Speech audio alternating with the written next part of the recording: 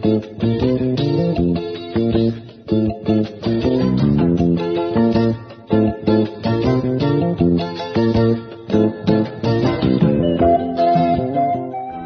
araw ay may dalang mga posibilidad ng tagumpay o kabiguan, ng ligaya o lungkot. Kaya marapat lamang na tanggapin si Jesucristo bilang tagapagligtas at Panginoon. At matapos yon ay panariwain ang katapatan at paglapit sa Kanya bawat araw o day by day.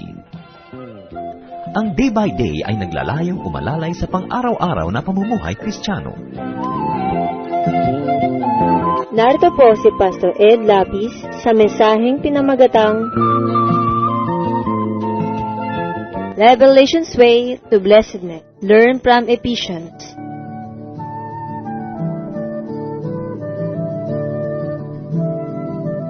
Isa po sa mga pinakamalalaking hamon ng pag-aaral ng Book of Revelation.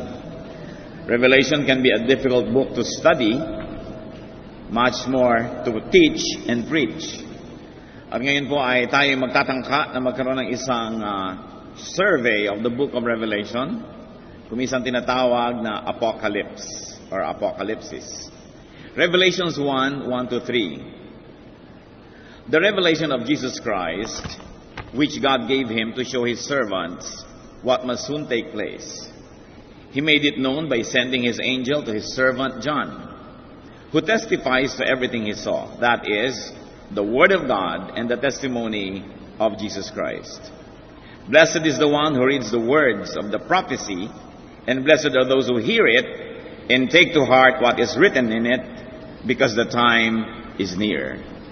Ama naming Diyos, salamat po sa inyong pagpapala sa amin. Patawarin niyo po kami sa aming mga kasalanan. Payapain niyo po ang aming puso, ang aming espiritu, at nang sa ganon, marinig namin ang inyong katuruan. Humihingi kami, Panginoon, ng isang simpleng mensahe.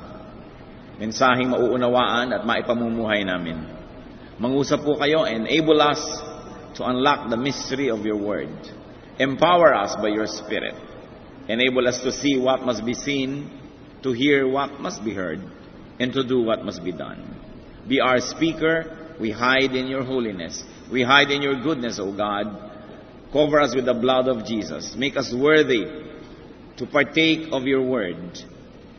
And teach us, O God, to have personal applications for these words in our lives.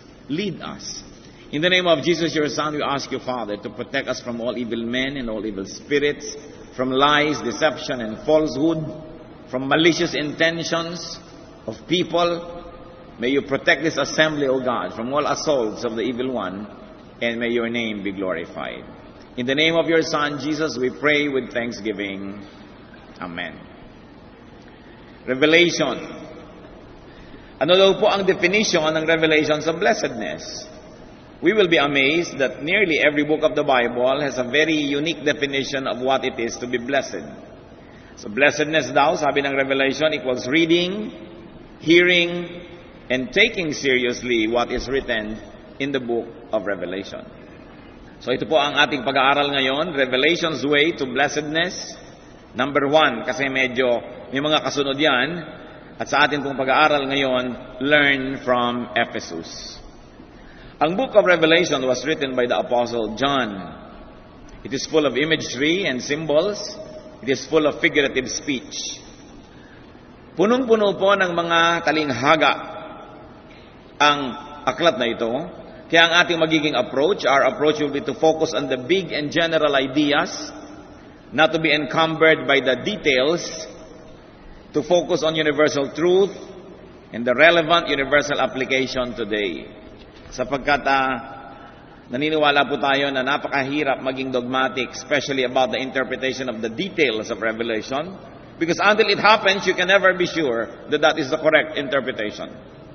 Yang atin pong hahanapin yung mga general truth na merong general application. Basahin natin ang chapter 1, verses 9 to 11. I, John, was on the island of Patmos because of the word of God and the testimony of Jesus.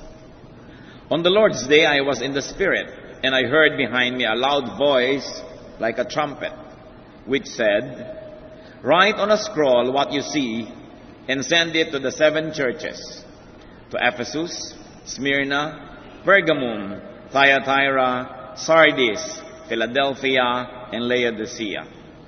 So makikita po natin dito, ang apostle na si Juan ay nakakulong.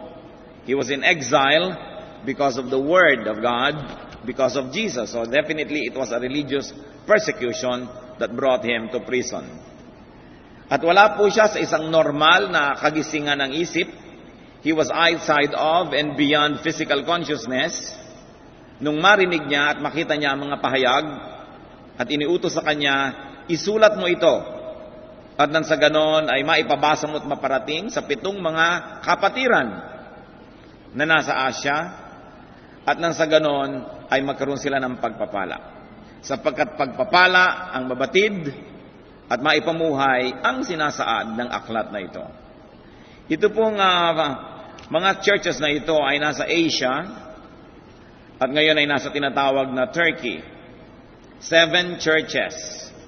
Usually po pag may ipapadala isang sulat sa isang church, ipapadala sa susunod, parang paikot, pabilog yung delivery, babasahin doon sa una, tapos dadalhin sa kabila hanggang maikot ang 7 churches na ito. Our specific approach for today will be to equate the 7 churches or the number 7 to perfection, which means all or complete. And the churches, we will read as congregations actually, and even individual believers. Sapagkat alangan naman ang mensahe ng Diyos ay para lang doon sa talagang aktual na 7 churches sa Asia at pwera na yung iba. We like to think that the number 7, is representative of perfection, therefore of all churches, wherever they may be, in any time or place. Kaya pati ngayon, ang sinabi po dyan sa 7 churches na yan ay aangkinin natin na sinasabi sa atin, at ang atin ngayong task, ang hamon, hanapin kung ano ang totoo sa mga churches na yan na totoo sa atin ngayon, ano ang puna sa kanila na maaring maging tuloy puna sa atin ngayon. At pagka nangyari yon, tunay nga na tayo mapagpapala. So we're not going to study ancient history. We're not going to study about the specific churches mentioned here, but we're going to see how we are familiar and how we are similar to those churches. What are the similarities?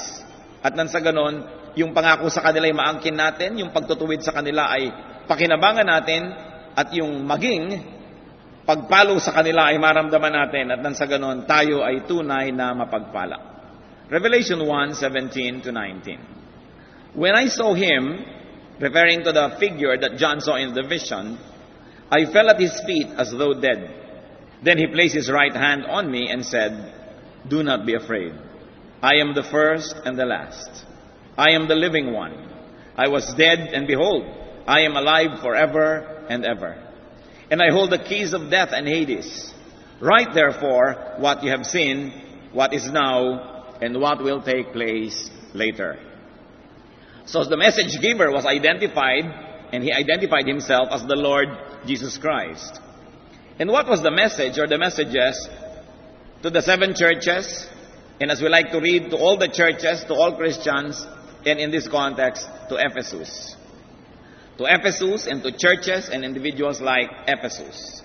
On a more personal note, I'd like to show you that Ephesus is in Turkey, as we have seen already, and I'd like to share with you some photos where ang lingkod po ninyo ay dumalaw dito sa mga guho ng Ephesus noong late 80s.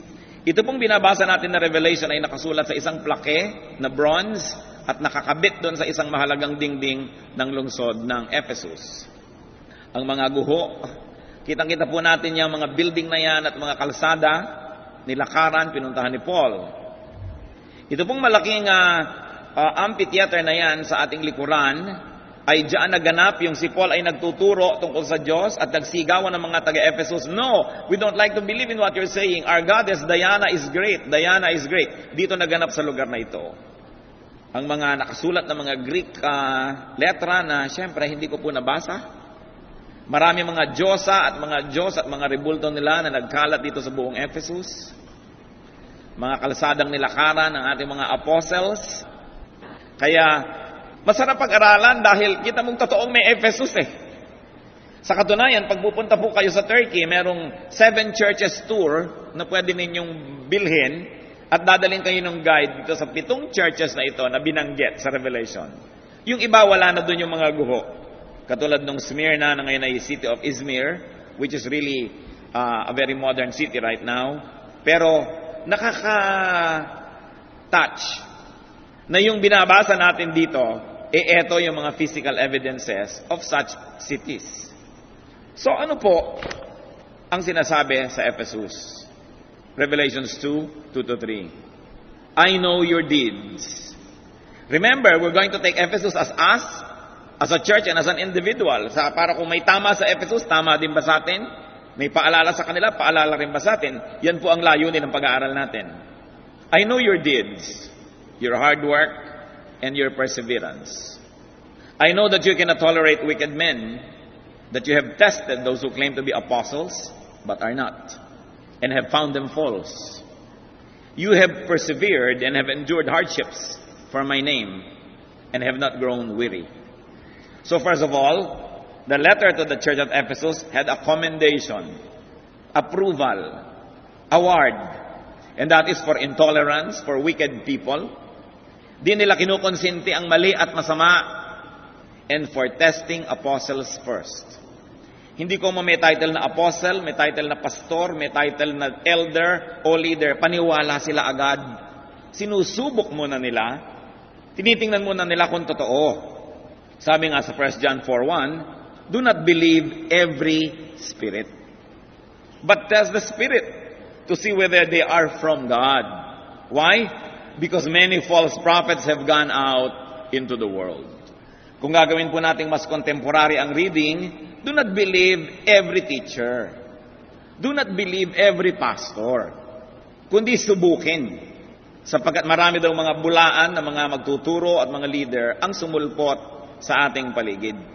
What is a good way to test an apostle, a prophet, a pastor, a teacher? Mga kapatid, track record. Track record. Tingnan ninyo kung ano mga bunga dahil ang Panginoong mismo, Jesus sabi, you will know them by their fruits. Don't know any person by his promises, by his intention, or by his desires and vision and ambition. But you will know a person by his track record. Tingnan ninyo ang nakaraang 5 taon, 7 taon, mabunga ba? Pag sinasabi niya, ako'y mabunga, suportahan ninyo ako, tulungan ninyo ako, marami akong dapat gawin at gustong gawing ipinagagawa ang Diyos, ang tingnan ninyo, the last 5 years, the last 7 years, marami nga bang nagawa? Madali kasing mangako. Parang manliligaw din, sinasabi sa ng lalaki, magiging matapat mo akong asawa. Tingnan niyo ang track record.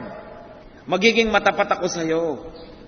Dahil ang pinakamabisang pagkilatis sa isang tao ang kanyang nakaraan. Hindi ang kanyang darating pa kasi pwedeng ipangako yun eh. Anong nakaraan? Mabunga ako na Christian worker, suportahan ninyo ako, tulungan ninyo ako. Patingin nga ng 5 o 7 years, ano bang bunga mo? Kasi history repeats itself. Kaya pati po mga employer, tinitingnan yung history ng iyong employment. Pagka meron kang 5-10 years na wala kang ginawa, na nakarecord doon, parang masamang record yun. Parang anong ginawa mo? Di ba na lang na talagang nagkaroon ka ng sakit, nalumpo ka, may dahilan, pero dapat may bunga. Sabi ng Book of Revelation, pinupuri kita, Ephesus, church ng Ephesus, dahil hindi mo kinukonsinte ang mali. Kasi madali pong mangonsinte, lalo't anak mo, kapatid mo, pamangkin mo, tatay mo, nanay mo, kaibigan mo, pwede mo nang konsintihin, natatakpan na ang iyong mata, hindi mo na alam ang mali sa tama dahil sa iyong pag-ibig. Pero sabi, pinupuri kita, hindi ka nangungonsinte at sinusubukan mo muna, tinetest mo muna ang mga so-called teachers. Therefore, hindi ka madadaya. Ano pa po ang pinupuri? For exposing false apostles. Hindi lang po nila kinikilala ang mga huwad, ibinubunyag pa nila. At nang sa ganon, walang madaya na maraming tao. Kasi kumisan tayo, mga Kristiyano, alam mo nang may maling ginagawa yung isang tao, ang tahitahimik mo, dahil iniisip mo, yun ang Christian way. Pero sa katahimikan mo, marami po uling napahamak na iba. Kaya kailangan mong ibunyag. At ang yung iba ay huwag nang mapahamak pa. Ephesians 5:11, have nothing to do with fruitless deeds of darkness, but rather expose them. Remember, we are testing ourselves as a congregation and as individuals. Nangungonsinti ba tayo ng mali? O inihahayag ba natin, binibigyan natin ng warning ang iba na ito, masama ang gawa nito, masama ang mga bunga nito, para magkaroon sila ng babala. Another commendation was perseverance and endurance in hardships in the name of Christ. Sabi, kayo ay sanay na magtiis, magdusa, magpakasakit, alang-alang kay Kristo. Hindi kayo nagsasawa. At sabi sa 1 Corinthians 15:58, stand firm, let nothing move you.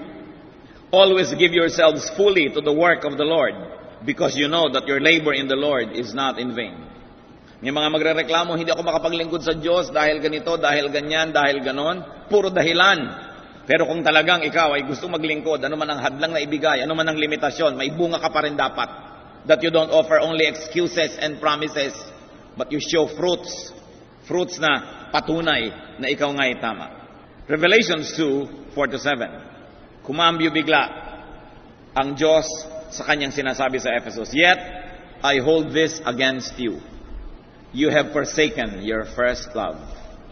Remember the height from which you have fallen. Repent and do the things you did at first. If you do not repent, I will come to you and remove your lampstand from its place. But you have this in your favor. You hate the practices of the Nicolaitans, which I also hate. He who has an ear, let him hear what the Spirit says to the churches. To him who overcomes, I will give the right to eat from the tree of life, which is in the paradise of God. So ito po, isang basihan natin ang verse 7 para i-apply sa lahat ng churches kahit naka-address sa Ephesus. Dahil ito na mismo may sabi, hear what the Spirit says to the churches. Well, it was really a letter specifically for Ephesus. So there was rebuke here. Una, commendation. Kasunod, rebuke. Ano po yung rebuke? Ano po yung paalala? Ano yung parunggit? Ano yung pagtutuwid? For forsaking the first love. And what was that? Love for God and love for God's people. Maaaring sa kagustuhan ng church at Ephesus na laging maging tama, lalo na sa doktrina, naging legalistic. Maaring ito'y naging work-oriented, at sa kanyang pagiging righteous, lumabis, naging self-righteous. Kasi sabi niya, alam nyo, hindi nyo masikmura ang mali. Pinupuri ko kayo dahil dyan. Pero meron din akong isang pinta sa inyo. Nilimot nyo ang inyong unang pag-ibig. At ano yon? Natabunan na ng inyong paghahabol at paghahanga na maging malinis ang pag-ibig nyo sa akin, sa kapwa, ang pagiging maibigin. Sobra nyo nang hindi matolerate ang wrong, lahat na lang ay wrong. Wala na kayong matanggap, lahat na lang may pintas kayo. Nag-separate na kayo sa lahat, yan ang pintas ko sa inyo. Kayo na lang ang tama sa inyong paningin. And then there was another concept here, is a direction. So the Lord gave a commendation, a rebuke, and a direction. Ano yung direction na ibinigay po niya? Remember your former state. Remember your high moments. Alalahanin mo nung araw, nung bagong-bago pa lang kayong mga Kristiyano, maibigin kayo, cheerful, bukas palad, pero ano't nung tumagal, naging sobra kayong sungit, naging sobra kayong mahigpit, at ngayon, hindi na kayo masarap kasama. Ano po ang sabi dito? Repent. Return to your initial state. Return to your first love. Love for Christ, not just for Christianity and religion. Love for the King and not just for the kingdom. Love for the employer who is God and not just the work. Kaya ang sabi sa Lamentations 5:21, restore us to yourself, O Lord, that we may return. Renew our days as of old. Kayo po mga Kristiyano na mahigit ng 3 taon, 5 taon, 10 taon, marahil marami ang nakakaranas ng ganito, nasasabihin mo, bakit nung unang-una akong Christian, ang sarap-sarap, ang ligaligaya. Magbabasa lang ako ng konting verse, kakanta lang ako ng konting awitin, ay punong-puno ako spiritually. Bakit ngayon? Parang hindi na ganon. Kaya ito ang sinasabi, return to your first love. Alam niyo po sa mga mag-asawa, may ganon din. Nung unang 6 na buwan, laging holding hands. Nung mga 6 na taon na, nagbubugbugan na. Nawala na yung tibok, marinig mo lang ang boses, ay tinitibok-tibok ka. Ngayon marinig mo lang, eto na naman. Mainit lang yung ulo. Return to your first love. Kung may honeymoon na mag-asawa, may honeymoon din tayo with the Lord. Kaya sabi ni Lord, alam nyo, Sa kabutihan nyo, sa pagiging tama nyo, meron lang akong isang unhappiness, nalimutan nyo na ang maging maibigin. Kaya hindi nililimot yun kahit kailan. Bumalik daw. Balikan yun. And also, there was a warning. Sabi niya, pag hindi kayo bumalik, pag hindi nyo dininig itong aking sinasabi, I will remove your lampstand from its place. Ano kaya yon? Prominence, yung lampstand na yon? O favored position? I don't like to think that this is salvation. Aalisin yung salvation dahil hindi naman bigay-bawi ang Diyos ng salvation. Pero maaring yung grace, yung prominence, yung marami mga pagpapala ay bawiin. Kaya importante po. Ngayon, meron ulit isang commendation.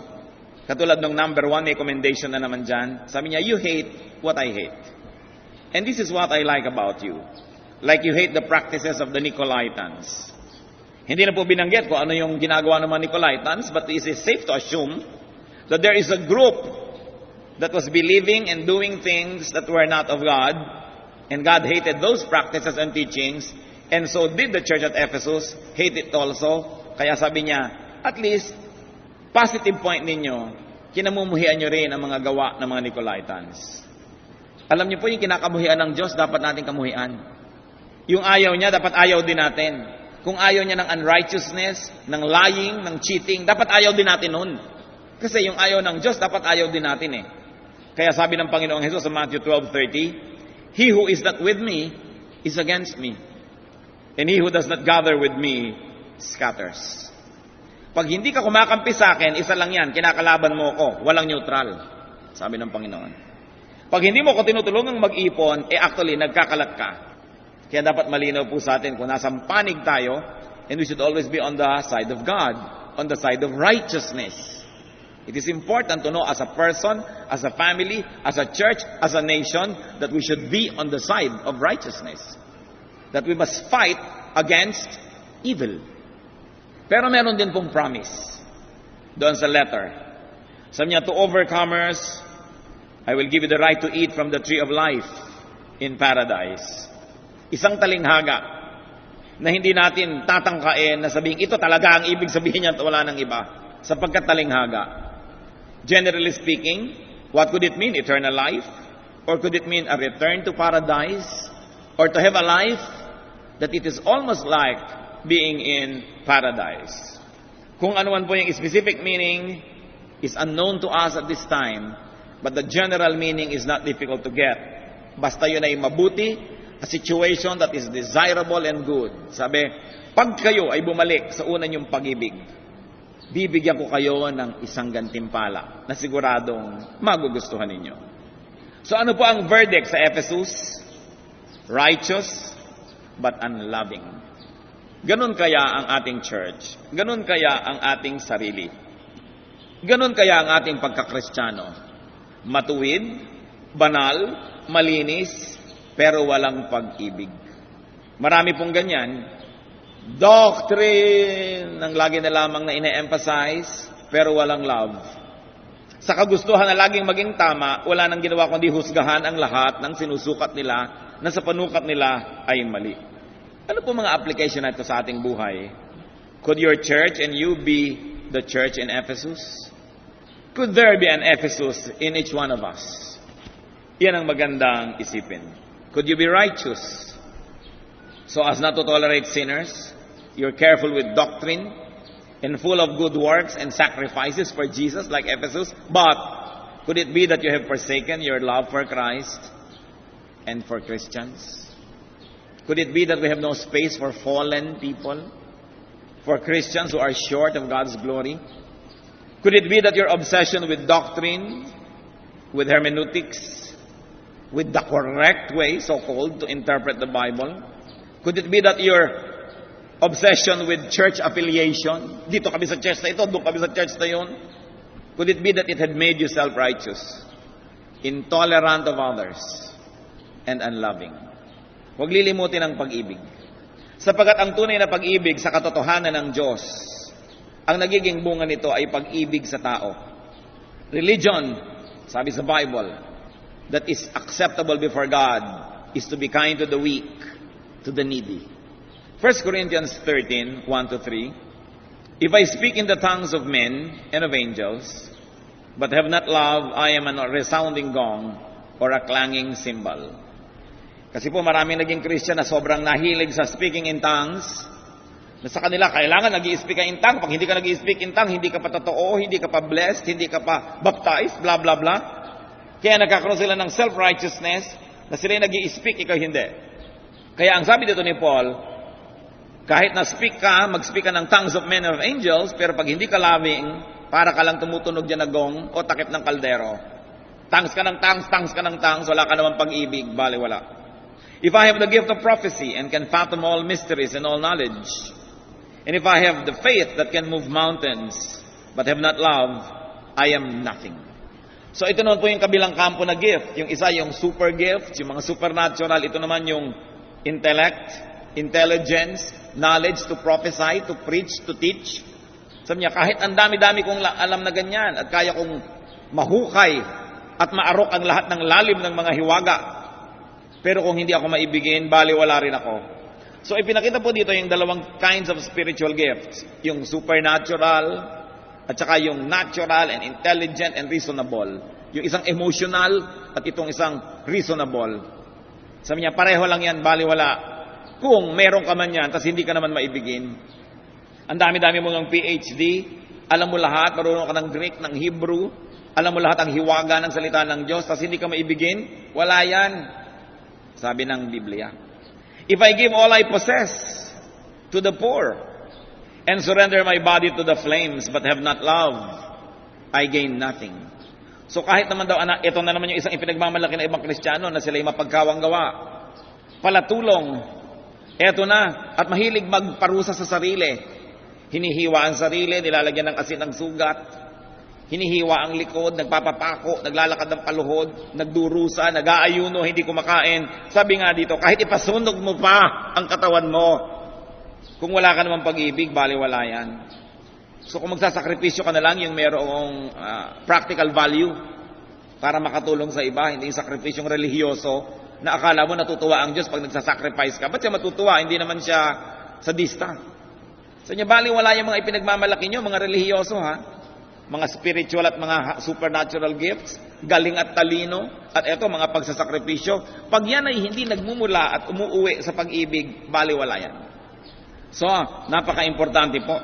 Sabi niya, I gain nothing.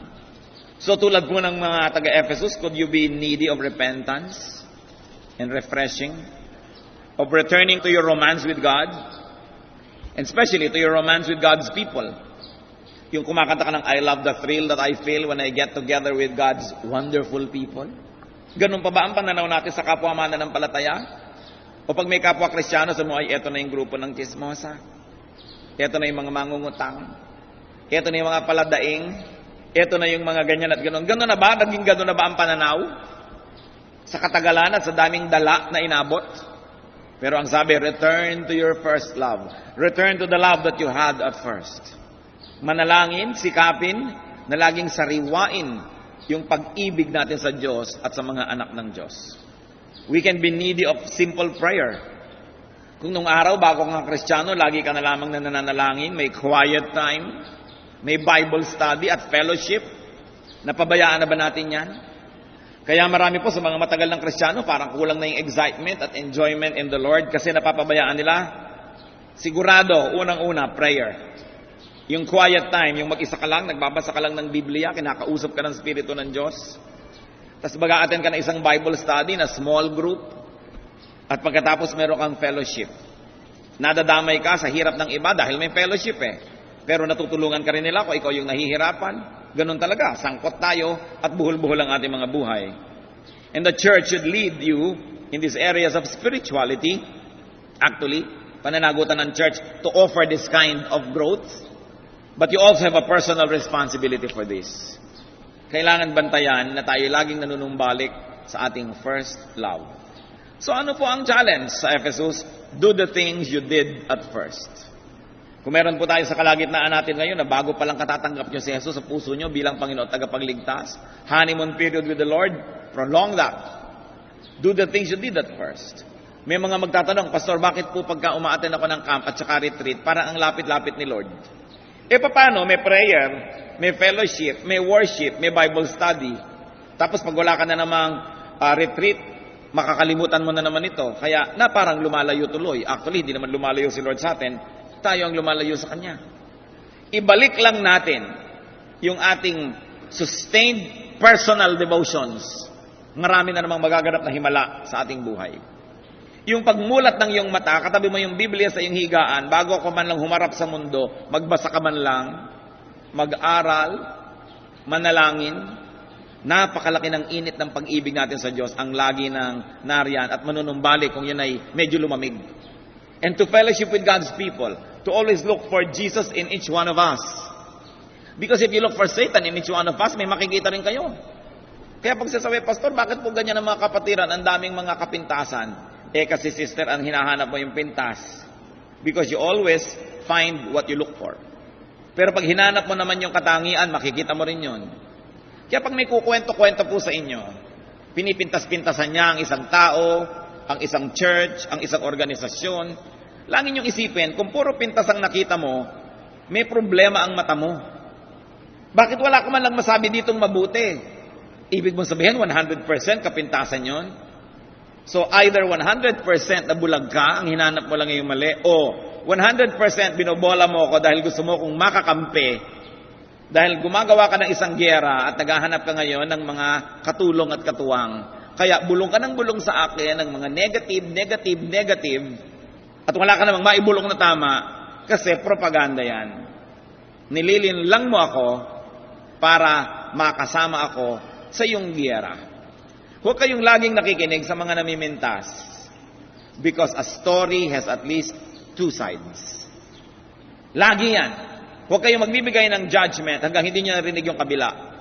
Because when you judge a person, a group, an institution, because of what you hear, and that person or institution has no chance to air its side, then you become judgmental.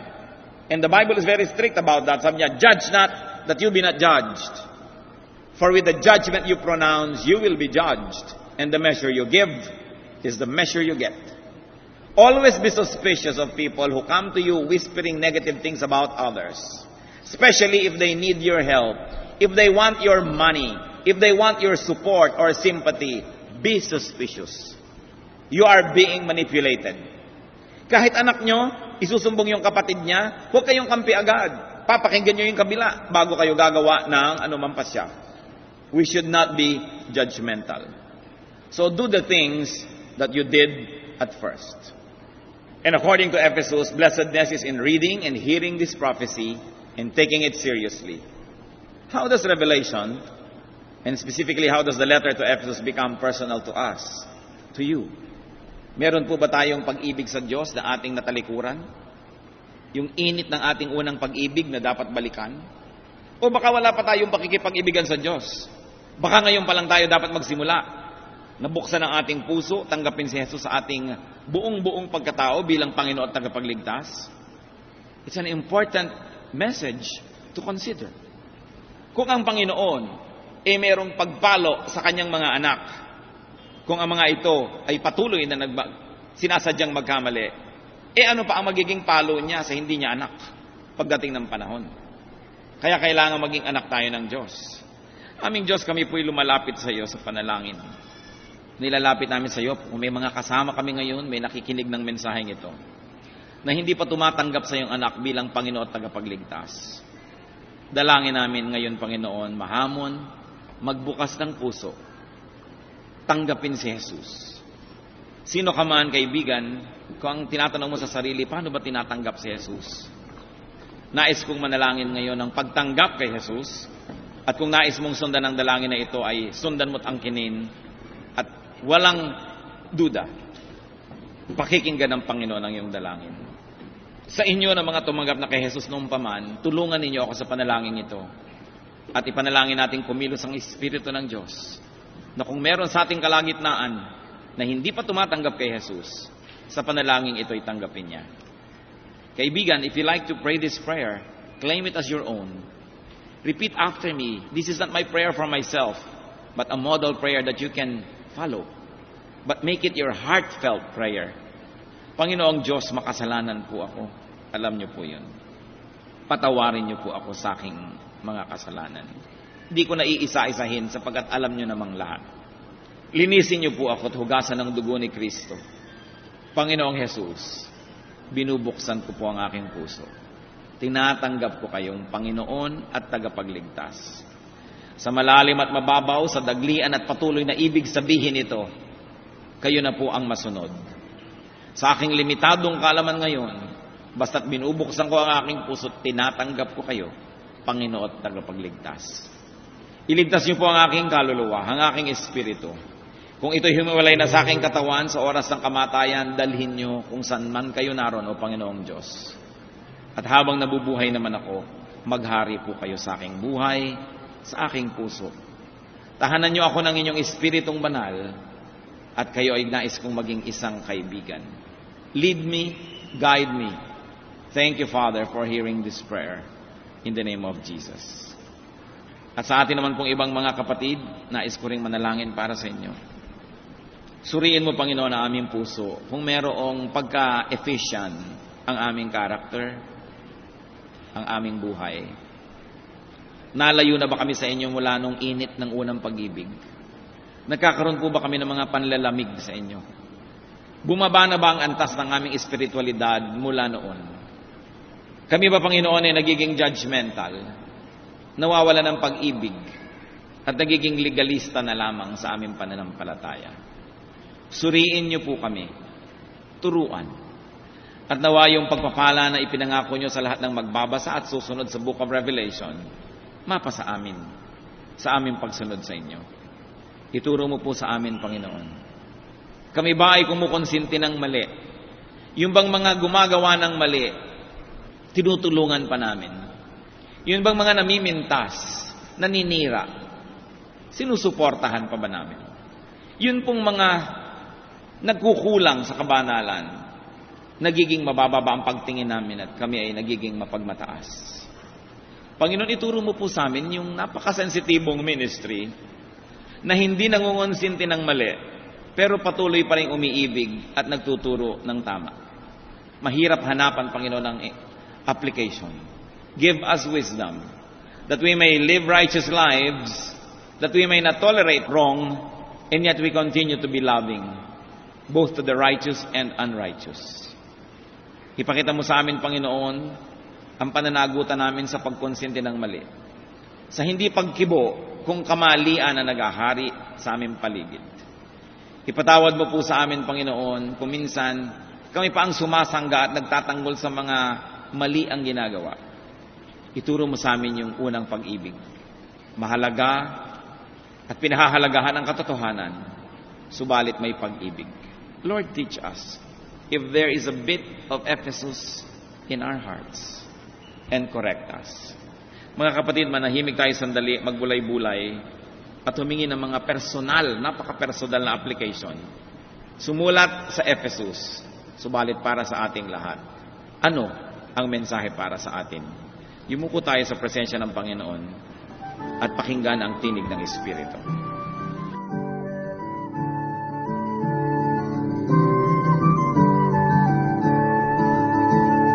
Ang katatapos pong mensahe ni Pastor Ed Lapis ay pinamagatang Revelation's Way to Blessedness. Learn from Ephesians.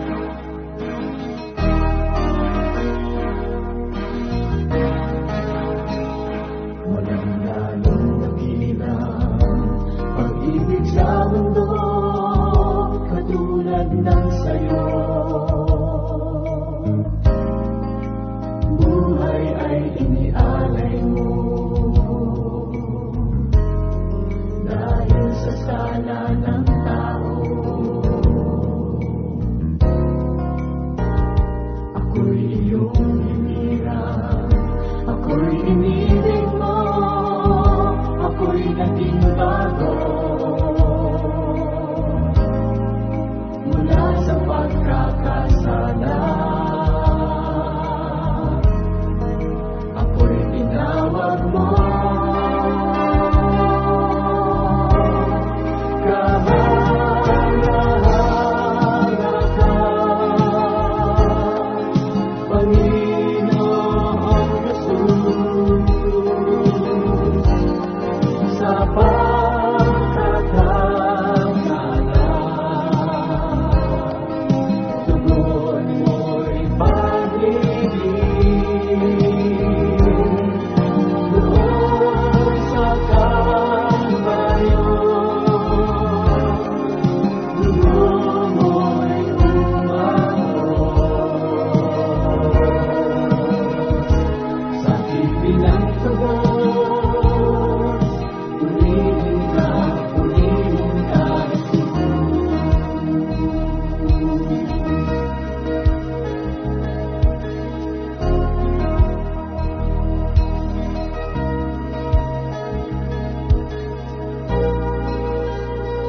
Walang lalong nakilang pag-ibig sa mundo katulad ng sa'yo.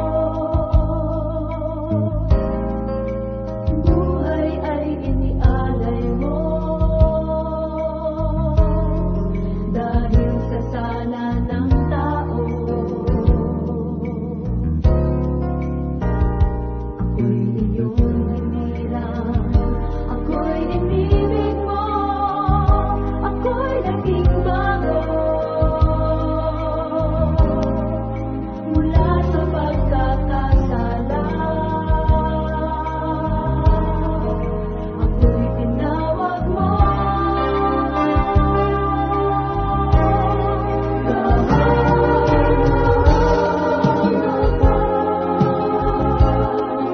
Panginoong Jesus, sa pagkakasala. Tugon mo'y pag-ibig doon sa Kalbaryo. Dugo mo'y umagos sa bibilang tugos. Purihin ka, Jesus. Kahala ka, Panginoong Jesus, sa pagkakasala.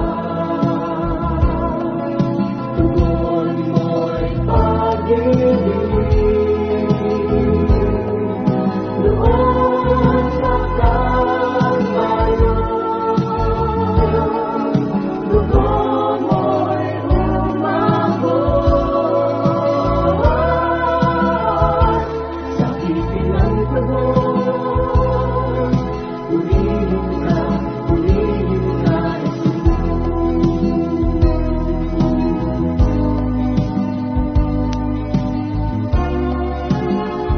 Sa bibilang tugos, purihin ka, Jesus.